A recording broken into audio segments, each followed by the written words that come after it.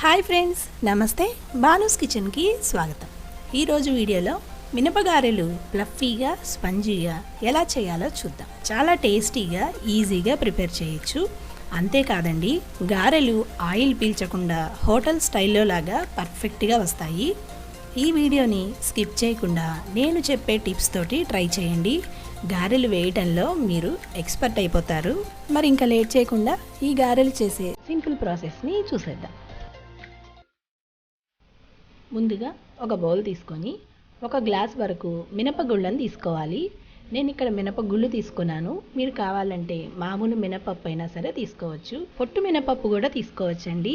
పొట్టు మినపప్పుతో కూడా వడలు చాలా బాగా వస్తాయి. ఇలా ఒక గ్లాస్ వరకు మినపగుళ్ళని తీసుకున్న తర్వాత ఇందులో 2 స్పూన్ల వరకు పచ్చిశనగపప్పు వేసుకోండి.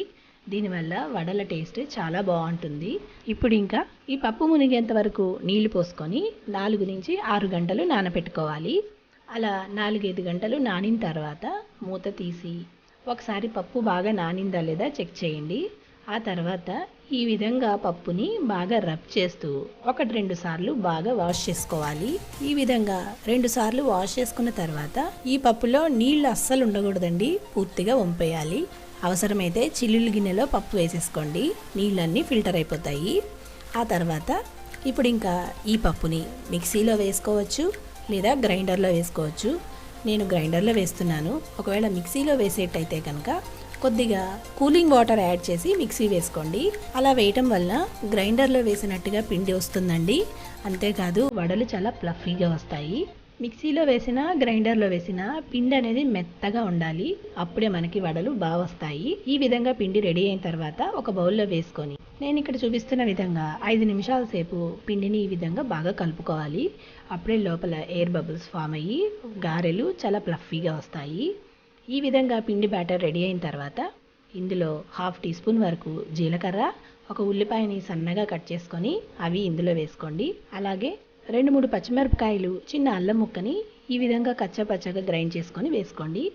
ఇప్పుడు ఇందులో రుచికి సరిపడా ఉప్పు, 1/2 టీ స్పూన్ వరకు మిరియాల పొడి, అలాగే సన్నగా కట్ చేసుకున్న కొత్తిమీరను కూడా వేసుకొని ఒకసారి బాగా కలుపుకోవాలి.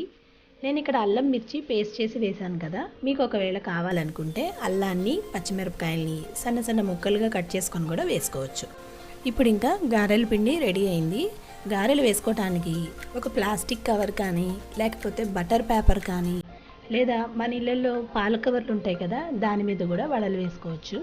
ఇప్పుడు చూడండి, ఆ ప్లాస్టిక్ కవర్ మీద కొద్దిగా లైట్గా తడి చేసుకొని కొంచెం వడల పిండి తీసుకొని నేను ఇప్పుడు చూపిస్తున్న విధంగా వడలు ఈజీగా వేసేసుకోండి. ఇలా హోల్ చేసేటప్పుడు ఫింగర్ని తడి చేసుకోండి, ఈజీగా వడ బాగా వస్తుంది. ఇప్పుడు ఇంకా కవర్ నుంచి వడని సపరేట్ చేసుకొని ఆయిల్లోకి డ్రాప్ చేసేయండి. ఇక్కడ మీడియం ఫ్లేమ్లో పెట్టుకొని వడల్ని ఫ్రై చేయండి. క్రిస్పీగా చాలా బాగా వస్తాయి. అటు ఇటు టర్న్ చేసుకుంటూ గోల్డెన్ కలర్కి టర్న్ అయ్యేంత వరకు బాగా ఫ్రై చేసుకోవాలి. ఇప్పుడు ఇంకా ఈ విధంగా గోల్డెన్ కలర్కి టర్న్ అయిన తర్వాత ఒక్కొక్కటిగా తీసుకొని వేరొక ప్లేట్లోకి షిఫ్ట్ చేసేసుకోండి. ఇదే విధంగా వడలన్నిటినీ ప్రిపేర్ చేసేసుకోండి. గారెలు ఆయిల్ ఎక్కువ పీల్చుకోకుండా ఉండాలంటే గారెల పిండి గట్టిగా ఉండాలండి, అప్పుడే గారెలు ఆయిల్ పీల్చుకోకుండా క్రిస్పీగా క్రంచీగా చాలా బాగుంటాయి. అంతేనండి, చూసారు కదా. మీరు ఈ క్రిస్పీ క్రంచీ గారెల్ని ఇంట్లో ట్రై చేసి మీకు ఎలా వచ్చిందో నాకు కామెంట్ సెక్షన్లో కామెంట్ చేయండి. ఈ వీడియో మీకు నచ్చినట్టయితే లైక్ చేయండి, షేర్ చేయండి. బానూస్ కిచెన్ ఛానల్ని సబ్స్క్రైబ్ చేసుకోండి. మరో మంచి వీడియోతో మళ్ళీ మీ ముందుకు వస్తాను. Thanks for watching.